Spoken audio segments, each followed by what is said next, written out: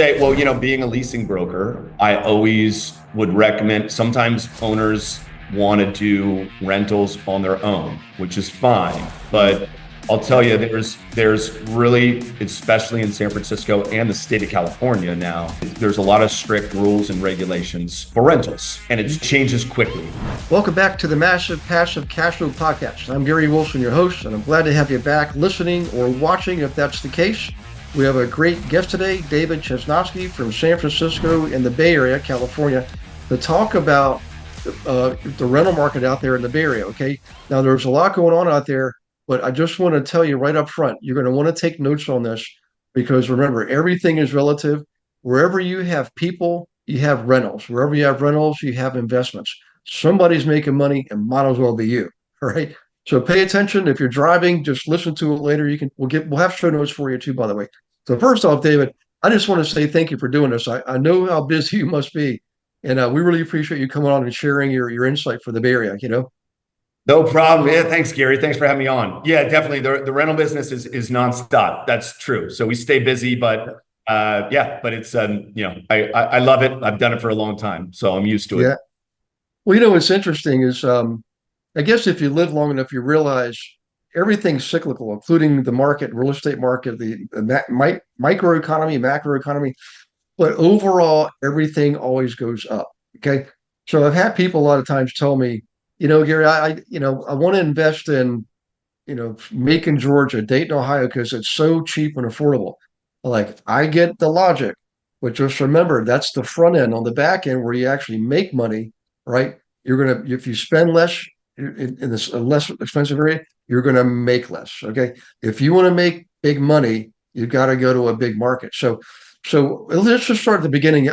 Maybe tell us a little bit, David, about how you actually got into it. Because if you're like me, when I grew up, I was going to be a fireman, policeman, astronaut, cowboy. I never was going to think about real estate, But what got you into the business? Maybe share that with us first.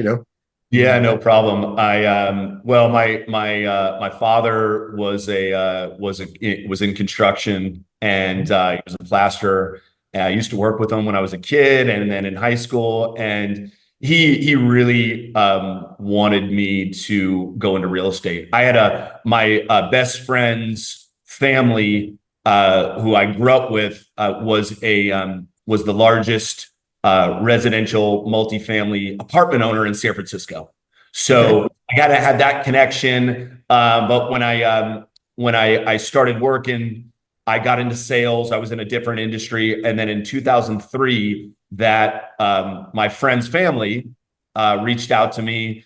They had just bought a 61 unit corporate furnished apartment building, and they needed a general manager. And I wasn't in real estate yet. I hadn't got into it yet. And they reached out to me. And at the time, I was actually in between jobs. And they'd asked me if I wanted to take the job. And I was like, I've never done anything like this before, but it sounds fun. And so I did it. And, I lived in the building. I had an office in the building, and I did everything. I handled leasing. I did the accounting. Obviously, I did the management. I did have a repair and maintenance person that helped me. I had a couple maids that cleaned the room. So it was running basically like a small hotel, but it was a 30-day minimum stay. And it was right in the heart of San Francisco in a neighborhood called Nob Hill, right behind Grace Cathedral Church. So it was close to downtown. And yeah, from there, that's kind of how I got into leasing and property management. And then from there, I stayed in it. I don't do a lot of furnished rentals now anymore. So it's all really like unfurnished, long-term, 12-month minimum leases of apartments, condos, and single-family homes. Okay. All right. This is starting to get good. I know I've actually been out there many times, but only one of those times that actually stay in downtown San Francisco. And I say was Fisherman's Wharf, fish market, something like that. It was down by the water. Yeah, Fisherman's Wharf. It's a little farther away from downtown, but it's an area that's right on the water. Correct. Yeah. But I remember I got a bike one day and rode past a really beautiful park, and it had some type of a construction in the middle. It had like columns, and there was like artwork painted. It was just an amazing place. Then I did the ride over the bridge and back, And Uh, but also walked over I think it's Humboldt Street, the famous one that winds back and forth. Is yeah, that yeah, yeah, Lombard. Lombard? Oh, thank you. Yeah. Yeah. So, but in the Bay Area, back this was the last time I was there was 2019, pre-pandemic. Um, and I think from what I remember, the rental market, there was a greater percentage of renters than there were homeowners, which is very good news for investors. So Correct. in San Francisco, give us an example of what like let's say somebody contacted you and say, hey, listen, I want to pick up an investment property there. Um, and they've got enough to either buy a single family that's maybe, 3 or 4 or 5 bedrooms, or maybe pick up like a duplex. What does that look like? Maybe paint a picture for us or a fictitious case study, and then we can get into the actual rents themselves. Mm.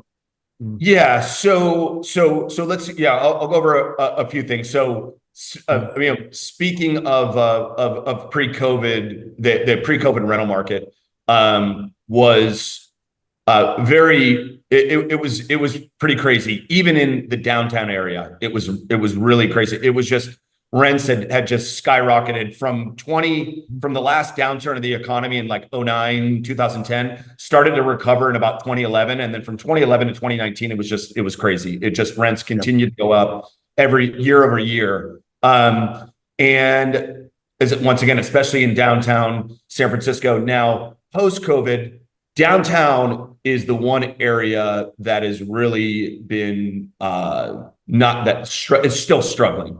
Yeah. There's a lot of issues, mainly because the office market and office workers are the office vacancy is like at 50%. Yeah. It is Yep. really, or the occupancy is low, the vacancy is really high, and Mhm. so that's still recovering. Otherwise, the other neighborhoods in San Francisco, aside from downtown, are very much back to normal. Mhm. So in terms of, yeah, like someone either looking to purchase, I guess, a single family home as an investment to rent versus a duplex or a triplex or a fourplex. Um, I guess it really depends on the neighborhood, in Mhm. terms of the type of returns you're going to get, and how much you're willing to spend, because Yeah. it's kind of, duplexes are definitely, depending on, and a lot of it has to do with occupancy also in terms of the prices, Ah, because okay. and a couple other things that you'd mentioned. There are still more renters than owners in San Francisco. Mhm. um a majority of the housing stock in San Francisco is rent controlled. So is Ah, under San Francisco rent control. So anything built mhm. before 1979 is under San Francisco rent control, which means after their initial 12-month lease, you can only raise rents on average about 1.5% to 2%. So it's pretty strict rent control.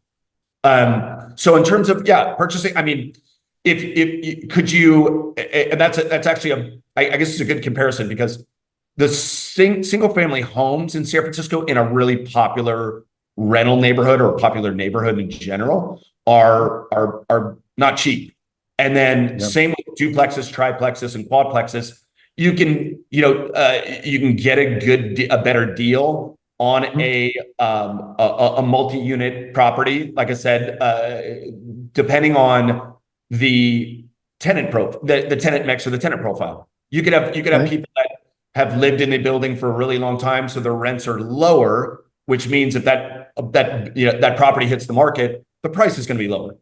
If it's Yeah. recent people that have moved in and they're paying more in line with market, the price is going to be higher. So there's Yeah. that to consider, but there's and then I'd say what neighborhoods, or what that would somebody want to look at for an Yeah. investment, or the best neighborhoods to look at. Really, the most popular neighborhoods are on the north side of town. So I'm going to rattle off some neighborhoods to you, but it's Yeah.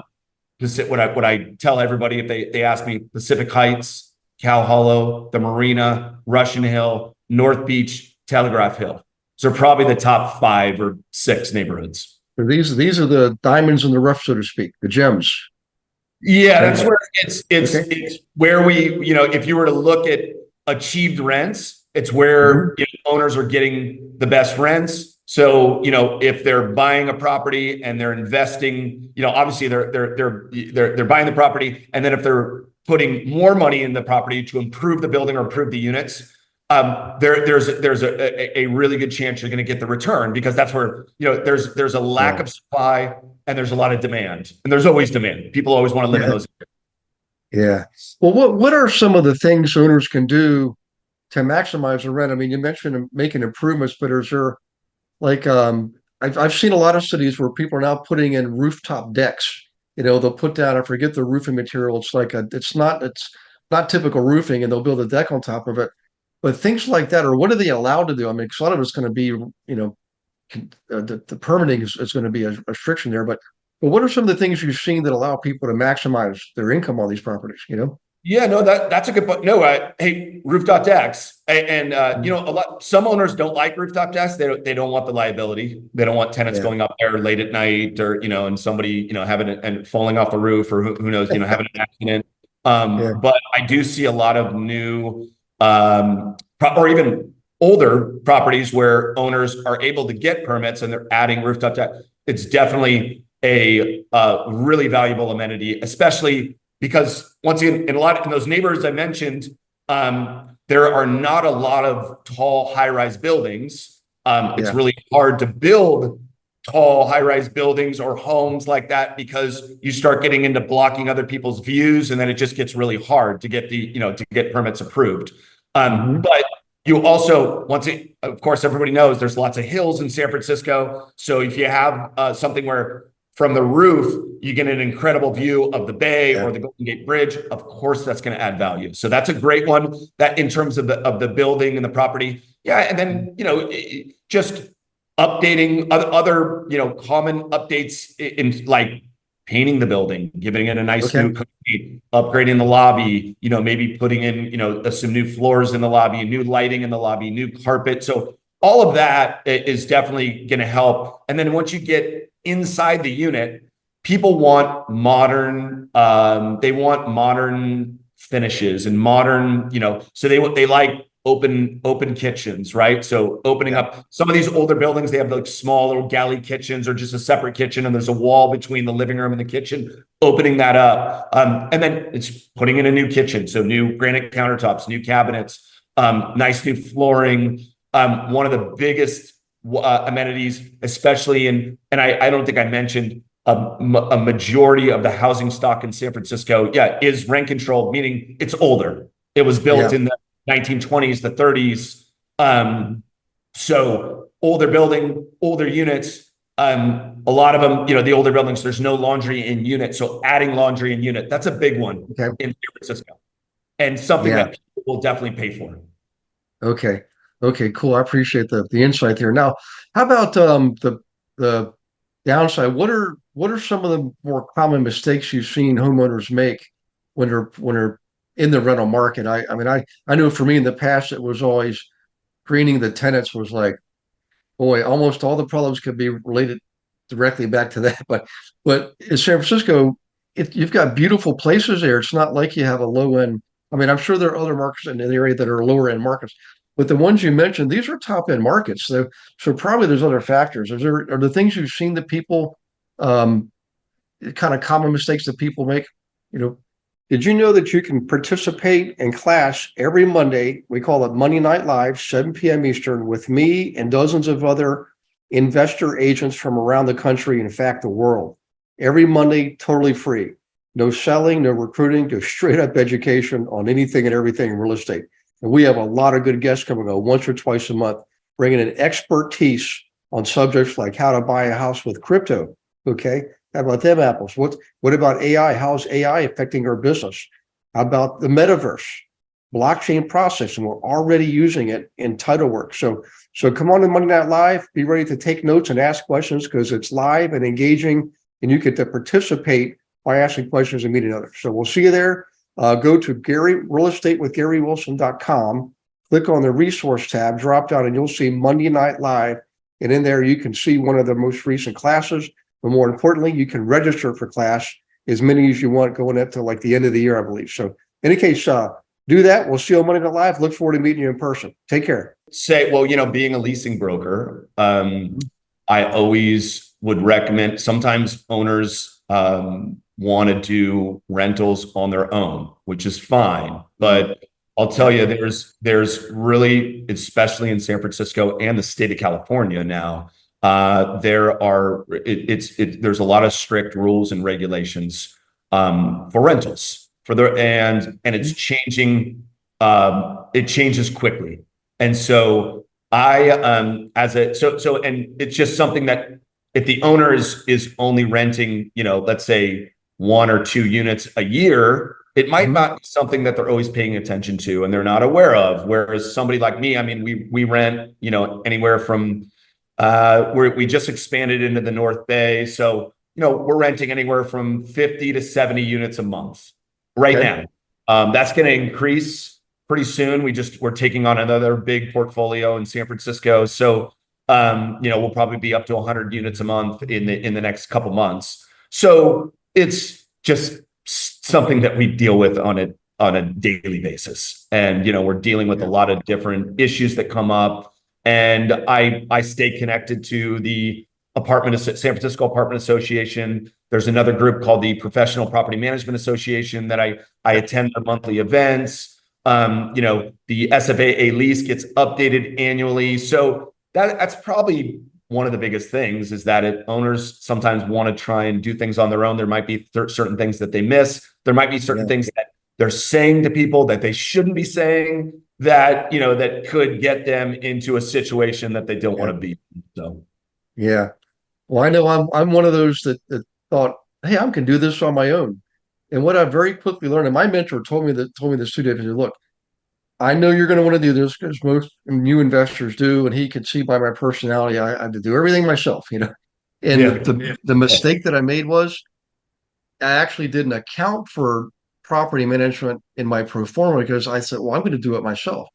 But the logic is, even though you may be doing property management yourself, which I do not recommend, because you're right, David, it's too easy to miss things like compliance rules and regulations that come up.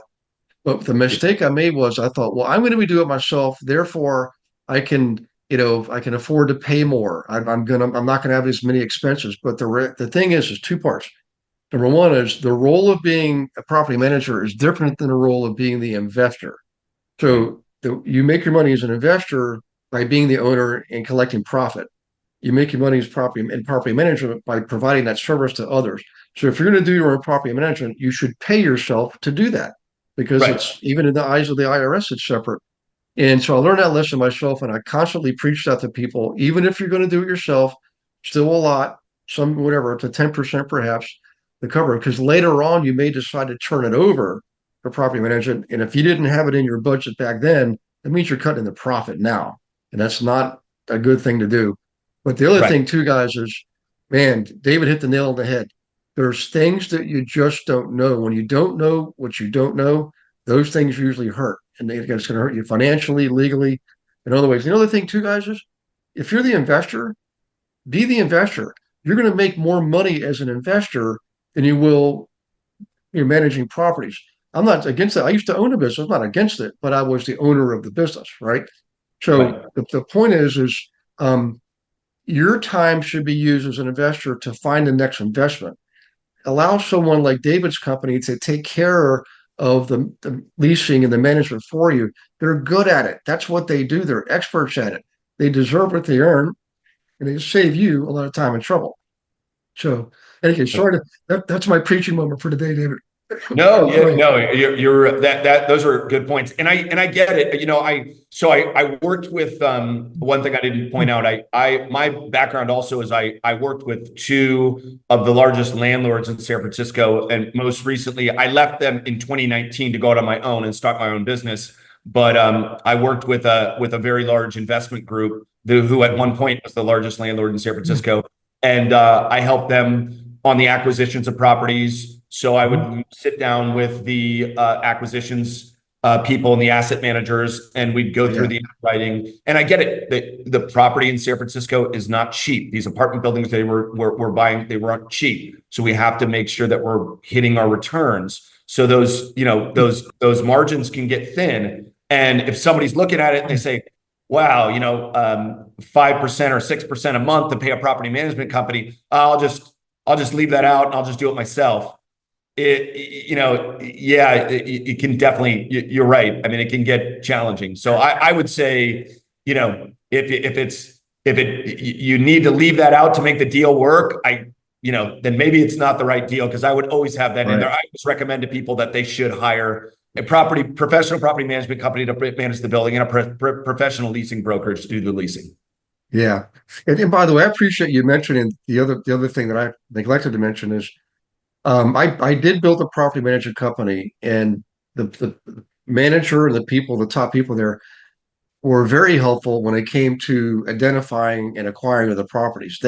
Because they manage not just mine, they manage others, and they could tell me before anything hit the streets, hey Gary, this guy's really talking about selling. He's getting tired of this, and I got some great deals because my property management company made me aware of them. So that's a valuable, you can't put a price tag on that, you know. Yeah, So yeah. hey, I got to ask you if you don't mind sharing. You've got some wonderful properties and probably one of the best areas in the country. I mean, it's, the number one city view in the country is the San Francisco Bay City view, So, but how do you attract those tenants? What is there any secret sauce, something you can share that people it won't get you in trouble if you share it, you Oh know? yeah, no, no. Well, I use, so the way it works in San Francisco with rentals is, I've done this for 21 years. So, and it's not a huge city. Actually, Mhm. if San Francisco is not even a million residents. I think it's 850,000 people that live here. So Okay. it's a smaller city. And I grew up close by in a town called Burlingame, which is about 20 minutes south of San Francisco. Mhm. So I just, and the last investment group I work with, I got to know a lot of the brokers that sell apartment buildings, and I know a lot of other realtors, and I just my network of people that I know. I work pretty much only on referrals, and so I've built up a nice referral base and a nice client base. And the way it works in San Francisco is the owner of the property pays the commission. The Mhm. tenants don't pay the agents. It's not like Right. New York City, where in New York you need to find an apartment, you can call an agent, and there's like a tenant agent or tenant Mhm. rep that will take you around to different properties, and then you pay that tenant agent a fee. Mhm. I only get paid by the owner. And Mhm. so essentially the service that I provide is free to tenants. So the way that it works is, we have I have a CRM where I have all my listings, or a portal or a database, whatever you want to call it, where I Mhm. have all my listings and all the information, and that syndicates out all my listings to like 25 different rental websites. The Okay. majority of the leads, where people are finding my ads, or my units, is Zillow. I would probably say Zillow is number one, and Okay. then after that is still Craigslist. Believe it or not, I mean, Craigslist is Amazing. paid. Yeah. Yeah. So yeah, they're finding, and of course we go in and we take nice photos. We do a 3D Matterport tour, and so people find the ads online. We have an online scheduling tool, so people can book appointments right on Mhm. online on my website, and it's connected with all my agents' calendars, so they can book that directly, or they can email us or call us, and we answer any questions they have, and then we just meet people obviously directly at the property and show them the unit. So Yeah. that's pretty much it. And then of course I get a little Yeah. bit on social media now, and that's starting to definitely pick up. Getting more leads and more people contacting me through social media, and then referrals. Yeah. Well, I imagine too. I mean, having been there, and plus, it's one of the key cities in the country that you're attracting an international crowd. When I was there before, it was very ethnically diverse, which is cool for me because I was born in Germany and came to the States as a kid. But Okay. do you get a pretty decent percentage of internationals coming there and renting? Oh, that's awesome. Yeah, Okay. yeah, yeah. We get people. I mean, lately, has there still been? Yeah, there always. I mean, we get people from all over the world. So yeah, definitely a very international city. We people from whether Asia, Europe, South America, that are coming here for work or school.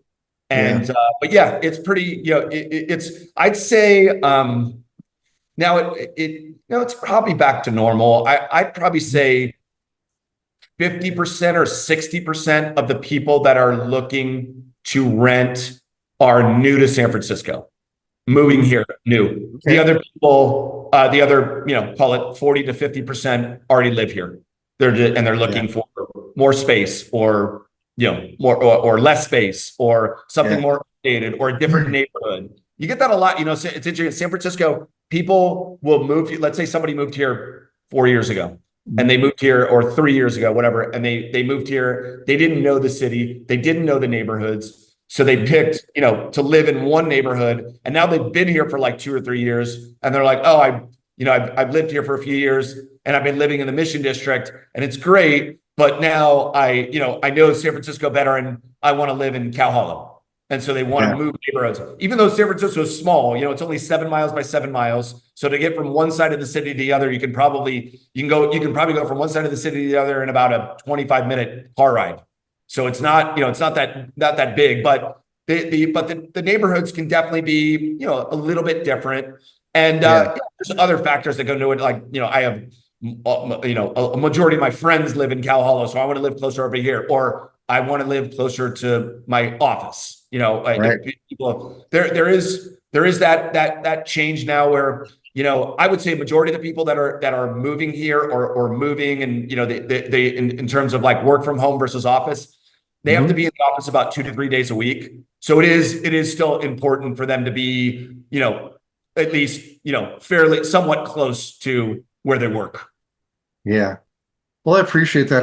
I know we're going to run out of time here very quickly, but there's so much more I want to ask you.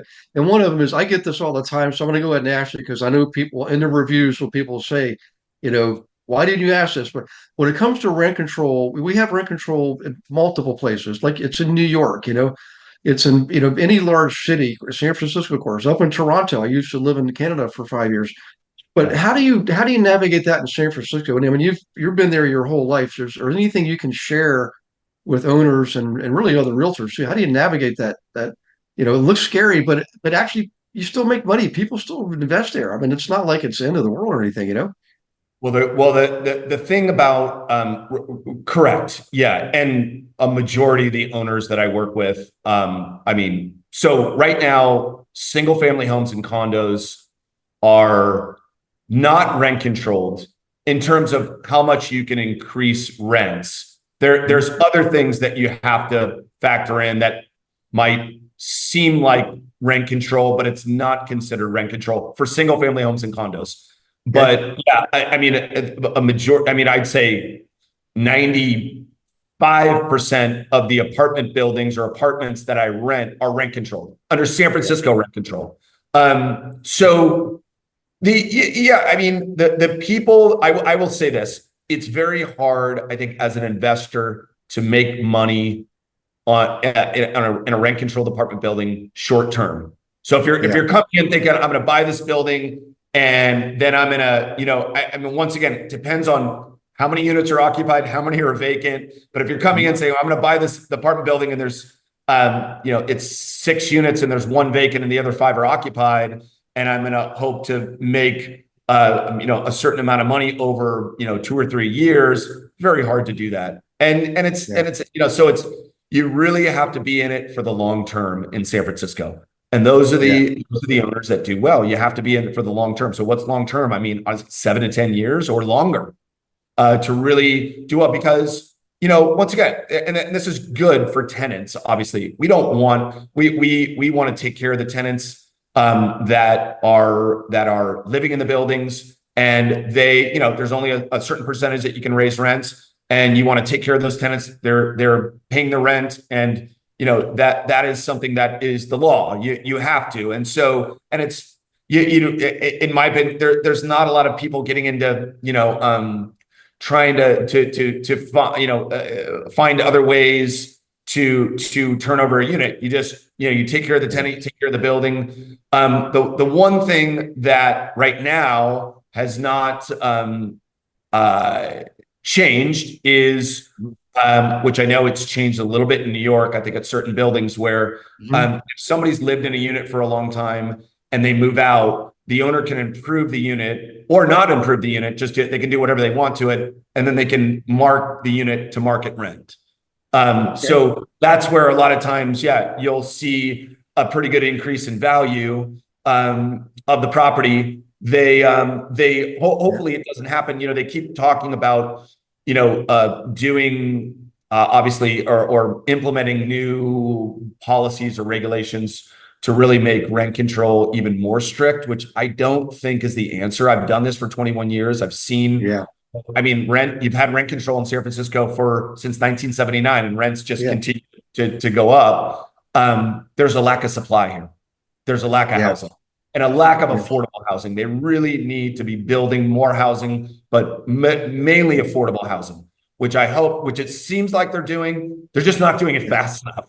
So, but any and all housing would be great, but I really, they really need to, because it's not a cheap place to live, and it's gotten difficult for people. So I really hope that they continue to do that, but they need a lot more of it, and I think that will really help the market. Not implementing more strict rent control rules or regulations. That's not going to help. They need to build. And I think they're figuring it out, but once again, hopefully they can do it a lot quicker. Well, there is a program going on right now. They've ceased it, but I think last year San Francisco came out with this where they're incentivizing investors to either new build or renovate other older buildings, even repurposing them for affordable housing, and they're guaranteeing the rent payments. You don't have to collect rent, So that's a pretty good feature now. But back to what you were saying before about the holding period, 7 to 10 years. Guys, everybody listening, I want you to really pay attention to this. Okay. When you make money holding rental properties, you're making money 4 or 5 different ways. One of them is your cash flow, net operating income. One of them is appreciation. The property does go up in value. The other one's depreciation. You get the phantom paper write-off just for owning the property, thanks to Uncle Sam. And you get equity pay down. In other words, if you have a loan, the mortgage is being paid down over the years. And then the fifth way, you can refinance, you can sell, you can do all kinds of things. You can repurpose, put it into a REIT. I've seen that done. But if you think about that model, most beginning investors are focusing on cash flow. Okay. But seasoned veteran investors focus more on capital appreciation. And that's why the Bay Area continues to do well, because you're going to appreciate over years a lot. You might buy a property today. I know people that bought properties with negative cash flow in San Francisco, but 5 years later, they're doubling their money. They're selling for profit, what they're doing, put it into a REIT, for example. So always remember, where there's a will, there's a way. If you want the best properties with the best tenants, go to a place like San Francisco. Look David up. I mean, the guy's been doing this for a long time. He's from the area. If you're an investor, especially from out of state or out of country, you need someone like him. So David, how can people get a hold of you? How can they learn more about this? Is there a way they can, talk to you, get any type of, brochure information? No, I appreciate it, Gary. My website is www.rentingsf.co, not .com. So RENTINGSF.co. And my email is really easy. It's dave@rentingsf.co. You can email me, go to my website. My phone number's on the website. Feel free to reach out anytime. I've done this for a long time. I'm a commercial, or I'm a broker in California. So I focus on leasing, but of course I've helped many people buy investment properties, mainly apartment buildings. Yeah.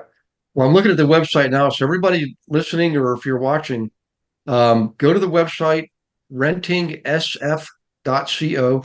And, there's David can help you when it comes to legal compliance, thorough tenant screening, comprehensive property marketing.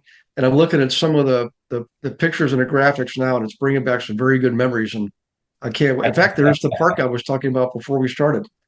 Yeah. The video, amazing. Yeah. So I'm trying to yeah, remember. I'm trying to think which one it was. There's one in the Embarcadero. I thought that was the one you were talking about, but there's that some. might be it. Yes, It might be I it. think There's one that's in the it. Embarcadero. Yeah, there's really there's really nice parks in San Francisco. I live across the street from a park called Lafayette Park in Pacific Heights. There's another one in Pacific Heights called Alta Plaza. There's Dolores Park in the Mission. A lot of Yeah, really nice parks in San Francisco. And I will say that, hey, San Francisco's government is not perfect like most cities. But yeah, in my opinion, I was walking through Lafayette Park the other day with my wife, and we are saying the Parks Department does a really good job of taking good care of the parks. yeah, And in San Francisco it's hey, once again, it's not cheap to live in San Francisco. It is still a very beautiful city. It does have its issues, but it's a beautiful city. Great it food, is. great Yeah, weather, in my opinion. Not super hot, not super cold. Kind yeah, of nice, and mild. Maybe a little bit on the chilly side, but I like it. And so yeah, it's got still has a lot of really great things. And hey, I'll be honest, the rental market is still very strong here. yeah. So Well, I like it. I've been out there many times. I got family out there and friends out there, and some of the best people in the world are out there, and the most spectacular views. So we used to the expense part. We used to say we call it the sunshine tax. If you want to live in paradise, you got to pay the price. But right, it's worth it, man. It's worth. I mean, there's so much fun things, so many fun things to do. So, by the way, I love your website, and one of the things I like about it is you've got your phone number there front and center and your email. I mean, nice and easy. I couldn't there you go. whoever did that is a genius because it just makes it so easy for you. For everybody listening, rentingsf.co, you get the phone number, the email, get to talk to David. And David, thanks again for doing this, man. I appreciate it. And thank you, listeners and people watching. Thank you for doing this. By the way, if you could please leave a review for this. Remember, this is the kind of information that you can share globally. Anybody would benefit from this because everybody likes to invest in an area where they can make a lot of money and have a lot of fun in a beautiful place. So if you leave a review, it helps everybody. I don't want to spend too much. I know I preach this too much, but your review is our currency. Just remember that your review is how it makes the podcast world go around. But in any case, take care of yourselves. God bless you and your families and your friends. And we will see you on the next Massive Passive Cash Flow podcast. Thanks for listening to this episode of Massive Passive Cash Flow. Be sure to go to realestatewithgarywilson.com to join our community and start building wealth today.